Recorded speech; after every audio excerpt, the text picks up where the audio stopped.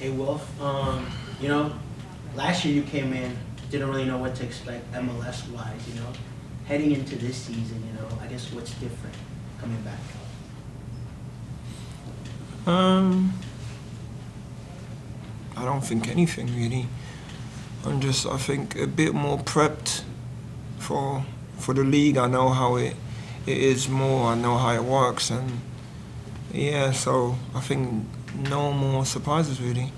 And what kind of sense have you gotten of the teammates so far? To be honest, I've only trained twice, so it's still early.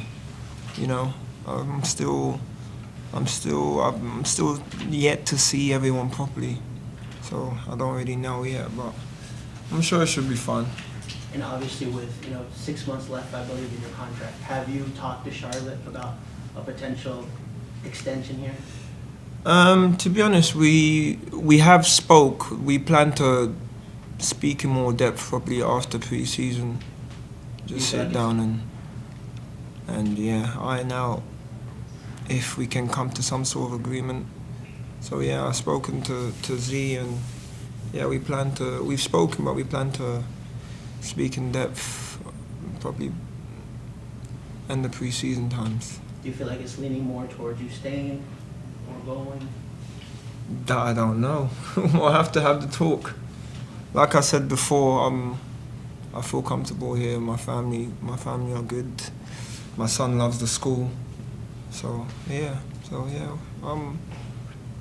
I'm good. It's just how the conversations go.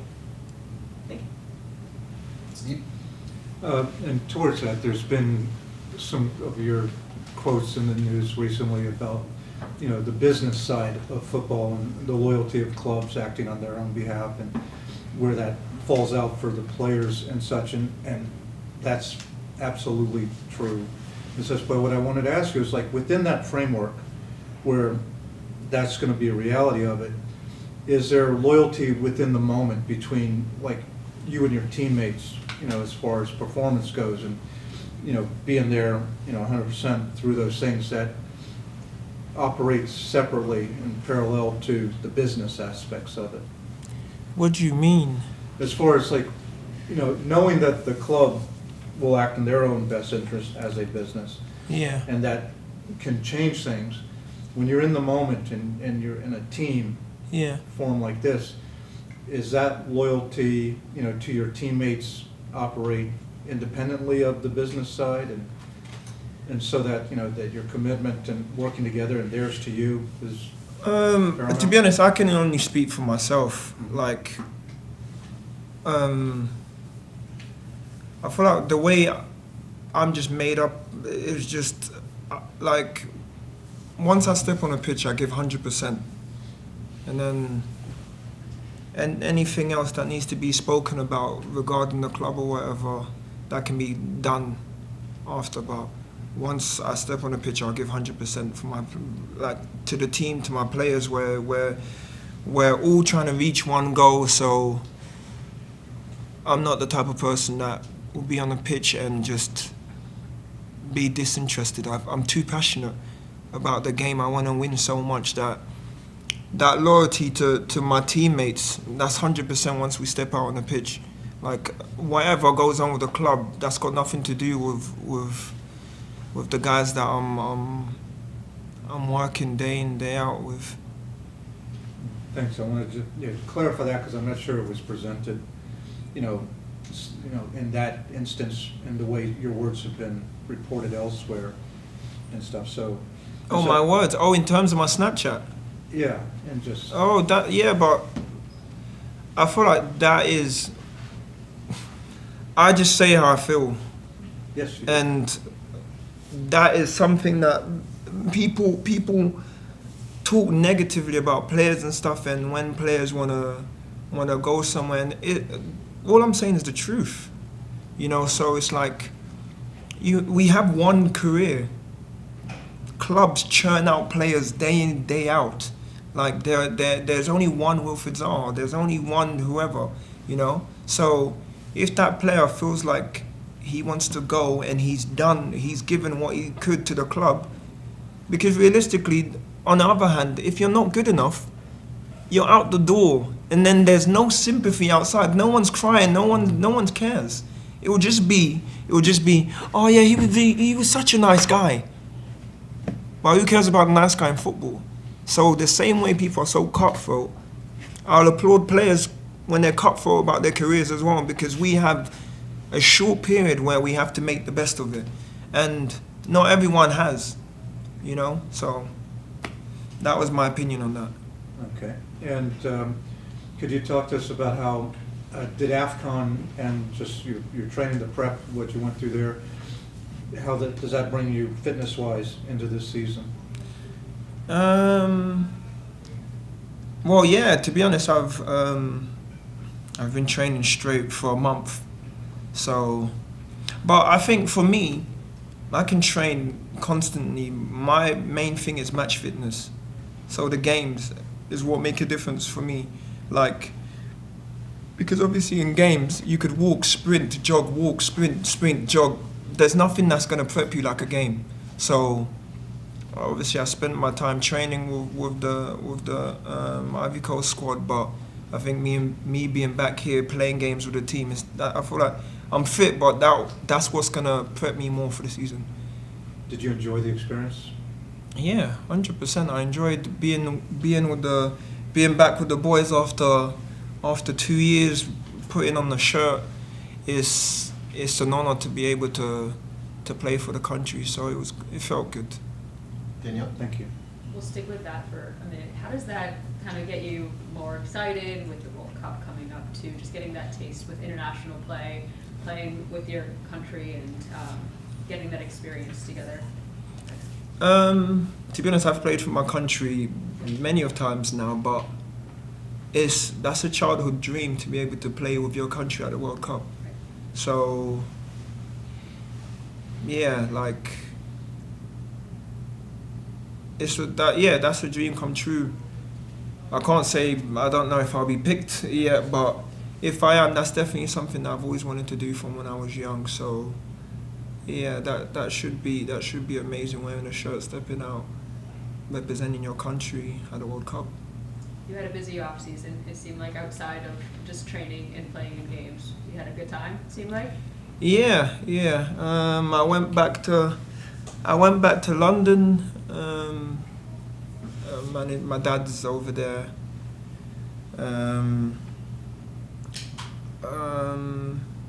Just chilled out, really. Yeah, that's it. That's all I really wanted to do. Managed to chill out for a bit. And obviously went with the Ivory Coast, and then after that went to Mexico for a bit. So yeah, just sitting around by the pool is all I wanted to do. I managed to do that, so I think I'm ready for the new season. Did that rejuvenate you as you're coming into the new season a little bit?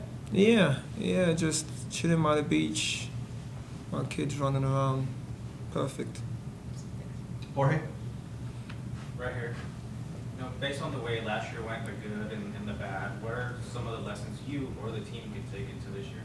Say that again, sorry? Like, based on the way, you know, like rough May and June and the 9-game winning streak high, what are some of the lessons you or the team can take into this year?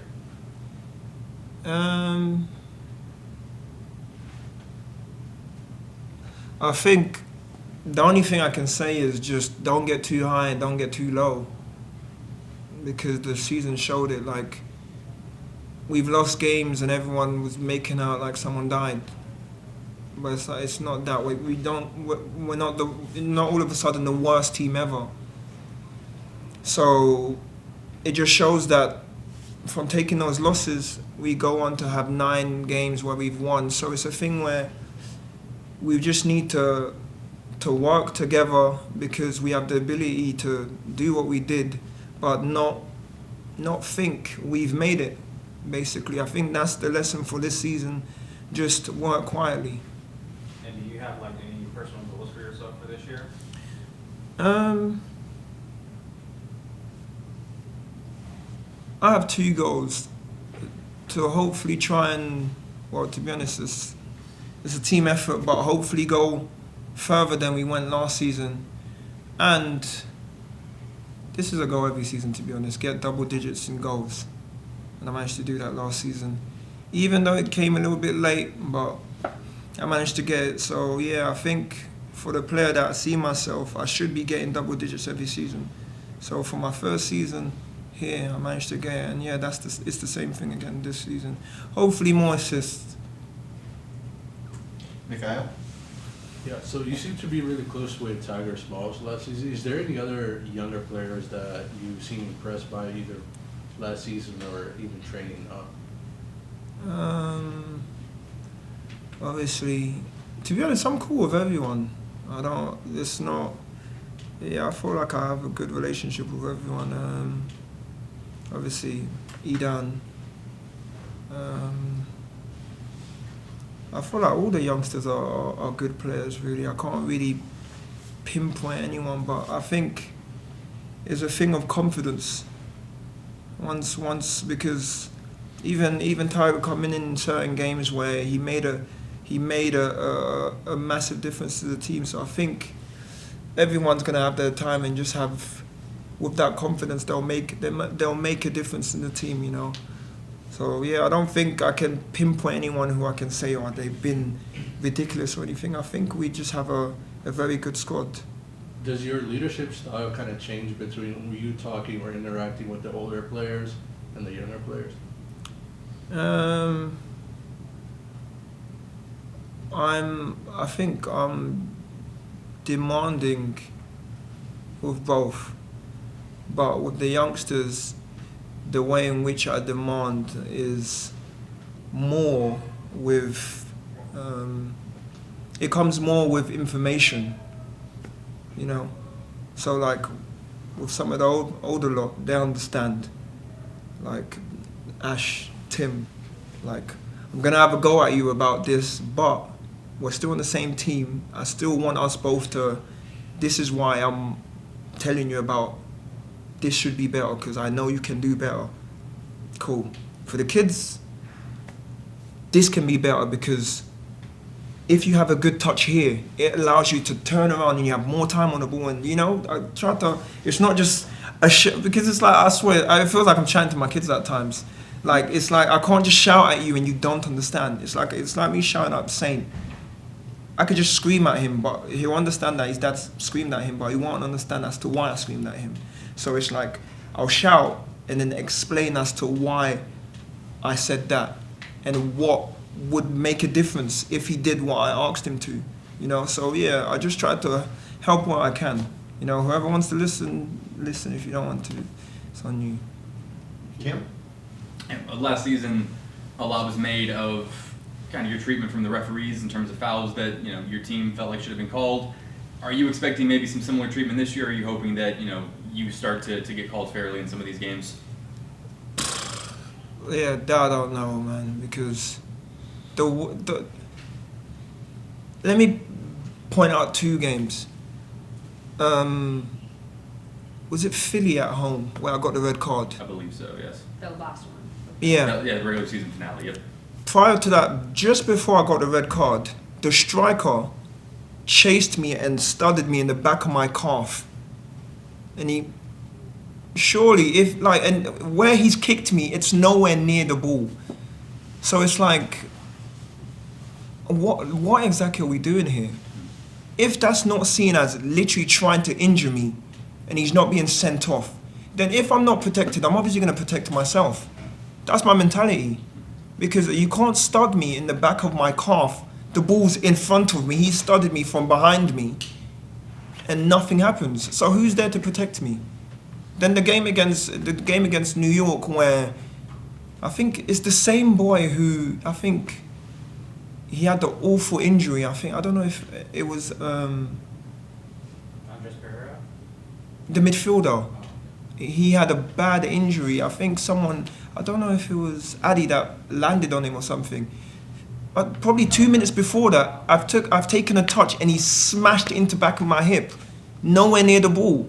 So it's like, I don't know what's gonna happen this season. I hope that I get more protection, because like some of the tackles that I was getting last season, I just think this ain't football.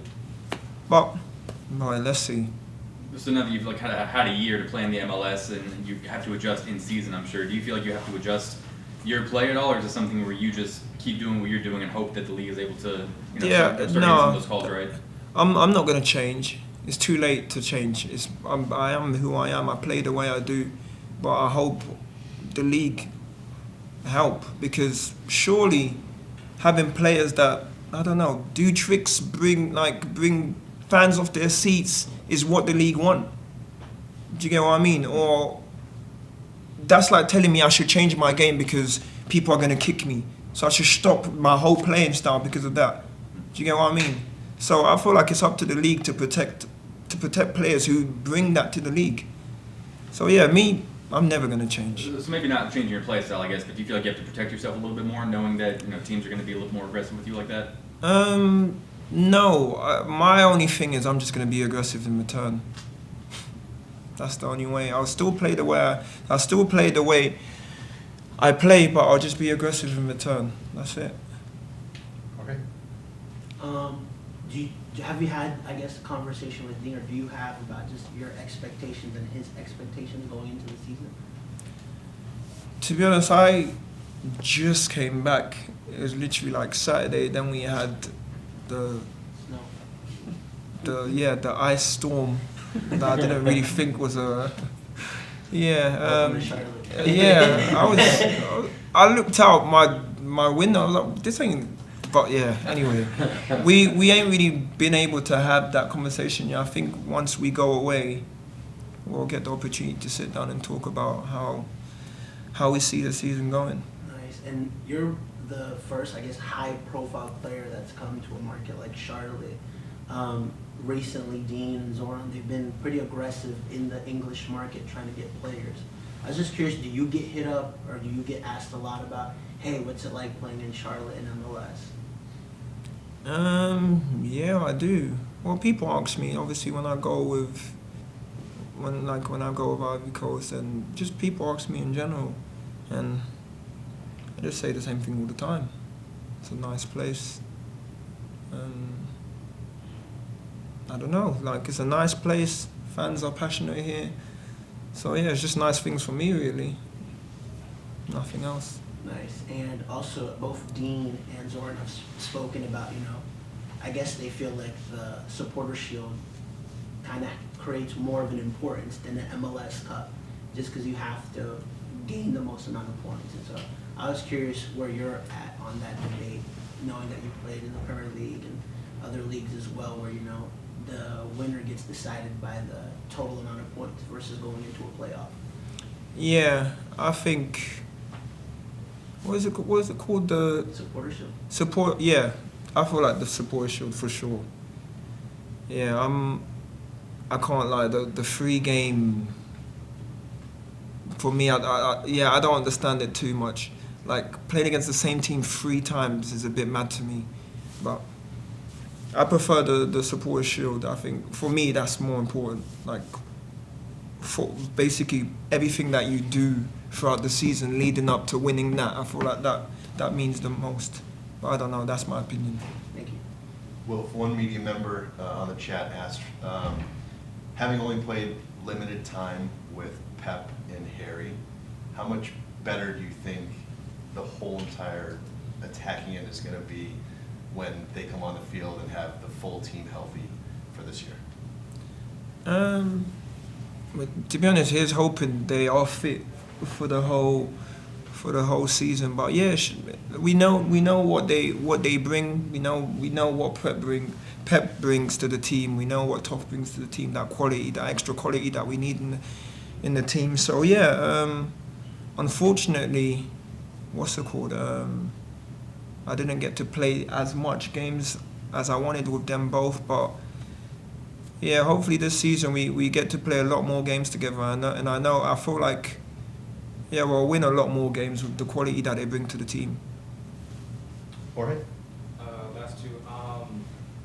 After having now a full season, is there what's your thought, on the league in itself? Did it kind of surprise you coming from overseas, or impress you, or what are your thoughts?